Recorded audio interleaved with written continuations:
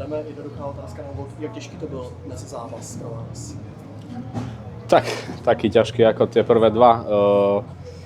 Nezačali sme dobre, začali sme od prvého gólu hrať a musíme to zajtra zmeniť. No. Pojďme přímo k vám. Vy jste tam měl několik těch šancí, tak jak jste je viděl?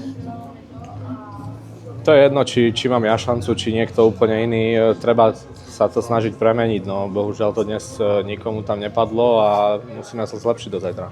Jak jste se vy osobně cítil v průběhu celého toho utkání? Tak ako sa vraví, najlepšia časť sezóny, takže ísť do toho zápasu so chcením vyhrať. Jak si pochvalujete vy osobně spolupráce s vaším slovenským kolegou?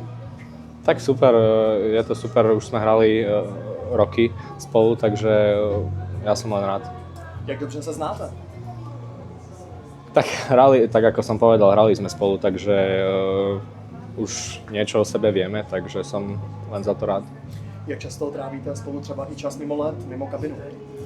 Tak tento rok je tu super kabina, všetci si vieme zajsť niekde na obed, na večeru, porozprávať sa, takže je to super.